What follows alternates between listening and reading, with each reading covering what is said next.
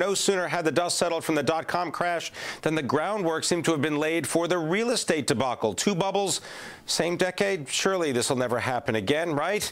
Well, let's find out. We've got Carmen Reinhart, economics professor, University of Maryland, and co-author of the best-selling book, This Time is Different, 8 Centuries of Financial Folly. She joins us from our Washington newsroom. Carmen, welcome to the program. Thank you. Carmen, one of the things you point out in the book is you really kind of put paid to the question of, are we any smarter than our predecessors when it comes to tackling a financial crisis? What have you learned? Well, I think we're smarter in dealing with the crisis once it unfolds. We are no smarter in avoiding them. And if we're no smarter in avoiding them, are we entering a period where you see a potential for another financial crisis, basically having sowed the seeds when we tried to fix one that we just passed? That is a real possibility. I think we do have memories. They're short memories. I don't think the next financial crisis will be a U.S. crisis, but you look at the way that investors are viewing emerging markets in China, Brazil, and it does raise, concerns once again. Are we off on another roller coaster? Talk, if you can, about the domestic economy in the United States and the unemployment situation. You've done quite a bit of research to see when will we start to see some positive news on unemployment. Give us your take. Well, we made the case that we should not measure the current recession by the usual post-war recession matrix, because this recession following a crisis tends to be associated with longer spells of unemployment. We said, in effect, that unemployment on average has risen by 7 percentage points in the aftermath of the worst financial crises. And this is certainly one of the worst ones. What does that concretely mean? It means that we may still see a shaky unemployment situation, even with all the signs of recovery in economic activity. Talk about that recovery. What about output? What should we expect on economic output?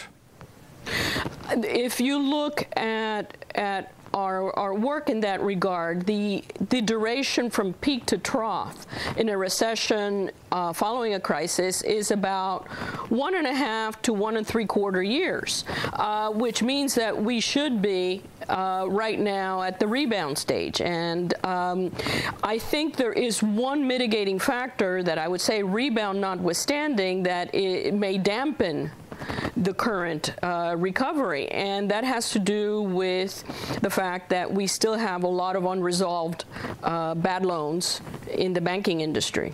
All right, so bad loans in the banking industry. What about the expansion of government debt? What effect would that have? That is a concern over the medium term. Let me be clear, I think that the stimulus that we have had has been necessary to cope with the magnitude of the crisis, but it does raise the concern that higher debt, historically, higher government debt, is associated with, on average, lower growth, which means that it's not too early to start thinking about exiting from a high debt situation, as unpleasant as that may be. Do you think that the Federal Reserve in the United States will exit quickly enough, or will politics intrude? Politics usually intrudes, because what is required to bring down deficits and debts is unpleasant arithmetic. It involves taxes, it involves cutbacks, neither of which those are high on the popularity roster. So it's going to be messy, I would expect. Now, one of the points that you make in the book is you talk about how perhaps in the past we had domestic banking crises, and what made this financial crisis so different was it was global in nature. Do people forget that at their peril? Absolutely. And in part, I have to acknowledge that one of the reasons they forget is we haven't had a global crisis, something of this scope, since the 30s.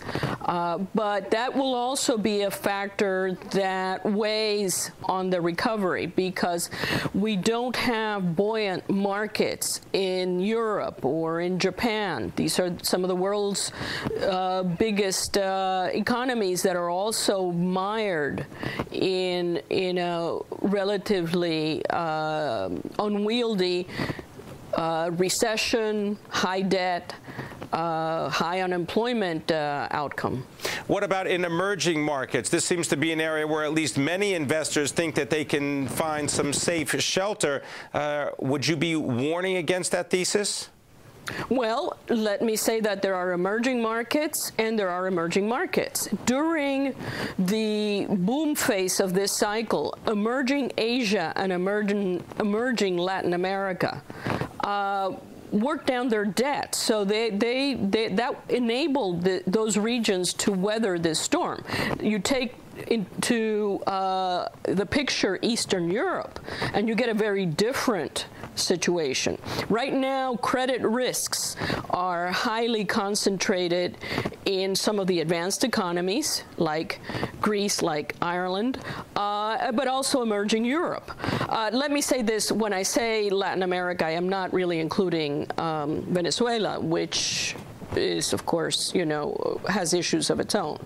So emerging markets right now are not all the same animal.